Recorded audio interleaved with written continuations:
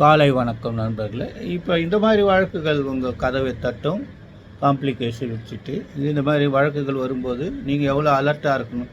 Civil case நடத்துறதுலாம் அவ்வளோ ஒன்றும் கஷ்டம் கிடையாது. அதை பார்த்து நீங்கள் பயப்பட வேணாம் தயவுசெய்து.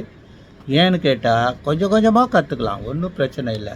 ஆனால் அதே நேரத்தில் கிரிமினல் கேஸில் பப்ளிக் ப்ராசிக்யூட்டர்ஸ் தான் வருவாங்க. சிவில் கேஸில் வந்து இப்போ பாரம்பரியமாக வர்ற வழக்கறிஞர்கள், நல்ல பேக்ரவுண்ட் இருக்கிற வழக்கறிஞர்கள் வந்து பயங்கரமான ஆயுதங்களை கொண்டு வருவாங்க. ரெஜூடிகேட் ஆனுவாங்க, லிமிட்டேஷன் இல்லைன்னுவாங்க, ஸ்டாம்ப் டியூட்டி கம்மியாக இருக்குன்னுவாங்க, ஜூரிஸ்டிக்ஷன் இல்லைன்னுவாங்க. இதுக்கெல்லாம் ஆன்சர் கொடுக்கறதுக்கு ரெடியாக இருக்குதுன்னா நீங்கள் ஈஸியாக அந்த கேஸ் வச்சுலாம். ஆனால் உங்கள் பக்கம் நியாயம் இருந்ததுன்னா அவங்க பக்கம் என்ன ஆயுதங்கள் போட்டாலும் அது உங்கள் மேலே படாது, நீங்கள் ஈஸியாக ஜெயிச்சிடலாம். ஆனால் சிவில் கோர்ட்டு கற்றுக்கணுன்னா கோர்ட்டில் உட்காந்து கோர்ட்டில் என்னென்ன ப்ரொசீடிங்ஸ் நடக்குதுன்னு பாருங்கள். அங்கே சிவில் கோர்ட்டில் க்ரௌடு ஜாஸ்தியாக இருந்ததுன்னா சிஆர்பி 227 சிஆர்பி 115 சிஆர்பி கேசஸ் நடத்துகிற கோர்ட்டில் ஜஸ்டிஸ் ஆஷா, மஞ்சுளா, ஹேமலதா, தமிழ்ச்செல்வி, இவங்க கோர்ட்லலாம் உட்காந்திங்கன்னா அவங்க ரொம்ப டெமான்ஸ்ட்ரேட்டிவாக பண்ணுறாங்க. டீகாராமன், இன்னும் பேர் இருக்குது. நான் சொல்கிறது சும்மா சொன்னேன், யார் பேர்னா விட்டு போச்சுன்னா வருத்தப்பட வேண்டாம். All right. நீங்கள் போய் அங்கே உட்காந்து 1-2 கேஸாவது பார்த்தீங்கன்னா அந்த வே ஆஃப் ப்ரெசன்ட். சில பேர் ரொம்ப டெமான்ஸ்ட்ரேட்டிவாக மணிக்கணக்கில் பேசுவாங்க, taking advantage of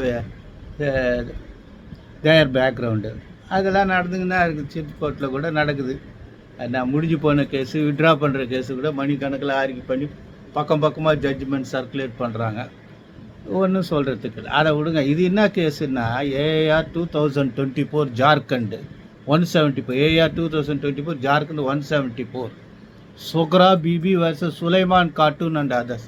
சொக்ரான் Bibi Sulaiman கார்ட்டூன் அண்ட் அதர். இந்த கேஸில் வந்து அப்பா வந்து அடமானம் போட்டுறாரு, அப்துல் ரஹ்மான். அவருக்கு 3 பொண்ணு இருக்குது.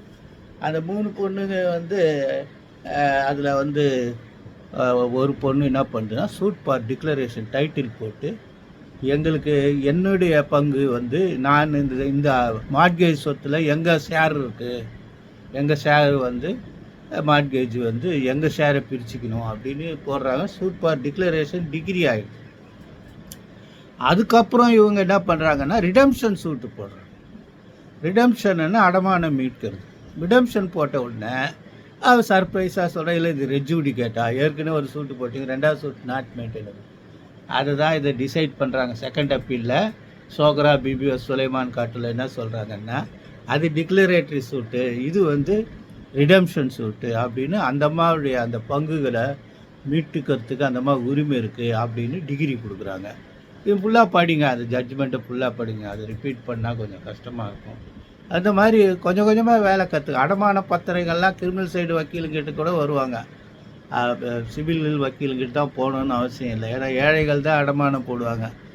பணம் வச்சுருக்கிறவங்க வந்து பணக்கார வக்கீலுக்கு போவாங்க, பெரிய பெரிய ஆஃபீஸ். ஏன் நம்ம ஏரியாவில் இருக்கிற கிளைண்ட்டுங்கெல்லாம் நம்மகிட்ட தான் வருவாங்க, சரி வக்கீல்கிட்ட போகலாம். அப்போ நம்ம சின்ன சின்ன விஷயங்களில் நுழைஞ்சிட்டோம்னா சிவில் கேஸோ கிரிமினல் கேஸ் சேர்ந்து நடத்தும்போது இருக்கிற அந்த சமுதாயத்தில் நமக்கு கிடைக்கிற மரியாதை வந்து எக்ஸ்க்ளூசிவாக ப்ராக்டிஸ் பண்ணிகிட்டு இருந்தீங்கன்னா கிடைக்காது. நீங்கள் சர்வைவலுக்கு எக்ஸ்க்ளூசிவாக ப்ராக்டிஸ் பண்ணுங்கள். அங்கே வேலை முடிஞ்சு போச்சுன்னா எங்கேயாவது சிவில் கோர்ட்டில் உட்காந்து பாருங்கள், அது உங்களுக்கு நல்லது. காலை வணக்கம், நன்றி.